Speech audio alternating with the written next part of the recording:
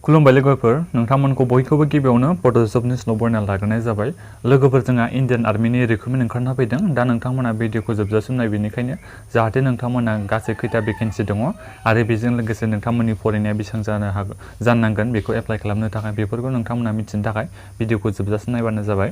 आरो चेनेलाव नोंथांमोना बेबायदिनो साख्रिखौ आपडेट मोननो थाखाय चेनेलखौ साबस्क्राइब खालामना ला, जायफोर बिथांमोना चेनेलाव गोदानै फैदों। लोगोफोर बे माबाया बुंदों एप्लाइ अनलाइना जोंहा 6 जुननिफ्राय जागायगोन, माने गाबोननिफ्राय जोंहा एप्लाइ अनलाइना स्टार्ट जागोन। 6 जुननिफ्राय नैबेसिम जागोन 20 जुलाइ 2021, माने 20 जुलाइसिम जोंहा एप्लाइ अनलाइना जोबहैगोन गाबोननिफ्राय स्टार्ट जानानै। दा जोंहा गासै साख्रिनि भेकेन्सिया लोगोफोर दङ 100 दङ सल्जार जेनेरेलनि थाखाय, जेनेरेल डिउटिनि थाखाय। बेनो जाबाय जोंहा गासै साख्रिनि भेकेन्सिया 100 जन दङ। साख्रिनि नामा जाहैबाय सल्जार जेनेरेल डिउटि। दा बिनि थाखाय नोंथांमोननि फरायनाया बेसेबां जानांगोन लोगोफोर बिथिं होनाय दङ। गिबियावनो आं नोंथांमोननो बैसोखौबो खोन्थाखानि।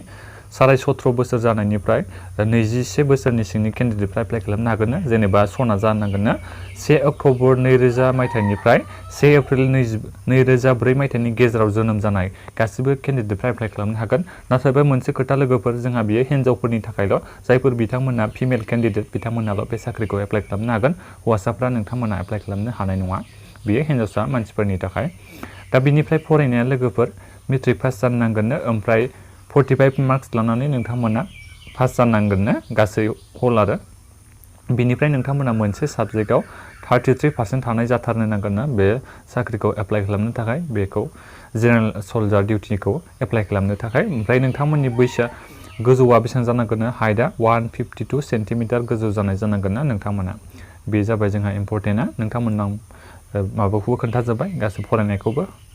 फरायनाया मात्र मेट्रिक पास, ओमफ्राय गासै नोंथांमोननि पार्सेन्टेजआ 45% जानांगोन, ओमफ्राय मोनसे साबजेक्टआव 33% थानाय जाथारनांगोन गासिबो साबजेक्टआव। दा बेनिफ्राय लोगोफोर नोंथांमोनाथ' मिथिखागौ फिजिकेल फिटनेस टेस्ट जायो होननानै। आर्मिनियालाय आरो 1.6 किल'मिटार खारनो हानांगोन आप टु 7 मिनिट 30 सेकेन्डआव ग्रुप 1आ, ओमफ्राय आप टु 8 मिनिट खारनो हानांगोन ग्रुप माबायाव 8 मिनिटआव 1.6 किल'मिटार खारनो हानांगोन ग्रुप 2निया। बे जाबाय जोंहा माखासे, बेखौ नोंथांमोना नायबानो जाबाय। लं जाम्प, हाइ जाम्प बेसेबां फिट बारनो हानांगोन बेखौ बे होनाय दङ। हाइ जाम्पआव 10 फिटखौ बारनो हानांगोन, ओमफ्राय लं जाम्पआव 10 फिटखौ नोंथांमोना बारनो हानांगोन। बे जाबाय जोंहा माबाया लोगोफोर सेलेक्सन प्रसेस, आरो जेनेबा फिजिकेल टेस्टआव माबायदि जागोन बेखौ बेहाय होनाय दङ। मेडिकेल स्टेन्डार्ड टेस्ट, बेखौ नोंथांमोना मोजाङै नायबानो जाबाय लोगोफोर। नोंथांमोना बेखौ मोजाङै नाय। प्रेगनेन्सि बेफोरबायदि माखासे डिटेल्स होनाय दङ, नोंथांमोना बेखौ नायबानो जाबाय हिन्जावसा केन्डिडेट नोंथांमोना। दा बिनिफ्राय कमन नैबे दं कमन एन्ट्रेन्स एग्जामिनेसन, बेखौबो लानाय जागोन। बिथांमोना एडमिट कार्डखौ होगोन गावसोरनि अफिसियेल वेबसाइटआव एप्लाइ खालामखांनायनि उनाव।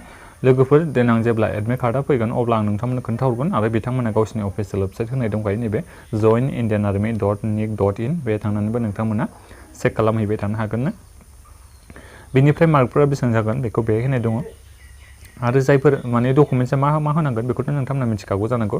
एडमिट कार्डखौ होनांगोन, ओमफ्राय फट'ग्राफ होनांगोन, इडुकेसनेल सार्टिफिकेट नोंनि फरायनायनि गासिबो मार्कशिट सार्टिफिकेट बेखौ होनांगोन, कास्ट सार्टिफिकेट होनो नांगोन, ओमफ्राय नोंनि रिलिजियास सार्टिफिकेट नोंथांमोना बेखौ होनांगोन, डमिसाइल सार्टिफिकेट बेखौ होबानो जाबाय नोंथांमोना। बेनिफ्राय कारेक्टार सार्टिफिकेट स्कुलावनो नोंथांमोना मोनखायो जानांगौ। जोंहा मेट्रिक पास जानाय लोगो लोगो कारेक्टार सार्टिफिकेटखौ स्कुलनिफ्राय बख'यो, बेखौ नोंथांमोना होबानो जाबाय। NCC सार्टिफिकेट दङबा नोंथांमोना बेखौ होनांगोन होनना बे बुंदों। गैयाबाथ' जेबो नङा। रिलेसनशिप सार्टिफिकेट दङबाबो नोंथांमोना बेखौ होनो हागोन होनना बे बुंदों। गासिबो डिटेल्सजों होनाय दं, नोंथांमोना बेखौ नायनो हागोन। आनमेरिड सार्टिफिकेट बेखौ नोंथांमोना सोरनावबा दङबा नोंथांमोना बेखौ होबानो जाबाय। मेरिडनि सार्टिफिकेट दङबा बेखौ होबानो जाबाय, जायफोर बिथांमोना हाबा जानाय। बे जाबाय जोंहा माखासे इम्परटेन्टआ लोगोफोर। नोंथांमोनाथ' एप्लाइ अनलाइना गाबोननिफ्रायसो स्टार्ट जागोन नालाय, दा नोंथांमोना बेनिखायनो एप्लाइ अनलाइन लिंकखौ भिडिअनि डिसक्रिपसनाव होनानै दोनखादों आङो। गाबोन खैथासो समनिफ्राय एप्लाइ जागोन नोंथांमोना चेक खालामबानो जाबाय। वेबसाइटनि लिंकखौ आङो भिडिअनि डिसक्रिपसनाव होनानै दोनदों। आरो बेजों लोगोसे आं बे एडभार्टाइजमेन्टखौ नोंथांमोना गासिबो फुराय डिटेल्सै खोन्थायासै नालाय, दा बेनिखायनो नोंथांमोना बे एडभार्टाइजमेन्टखौ डाउनलड खालामनानै नायबानो जाबाय। हिन्जावसा मानसिफ्रा सोरबाफोर जुदि नोंथांमोना एप्लाइ खालामनो सानदोंबा एडभार्टाइजमेन्टखौ मोजाङै नाय। मेट्रिक पास जानाय बिथांमोनानो हागोन। बेनिफ्राय जोंहा गासै साख्रिनि भेकेन्सिया 100 जन दङ। साख्रिनि नामा जाहैबाय सल्जार जेनेरेल डिउटि।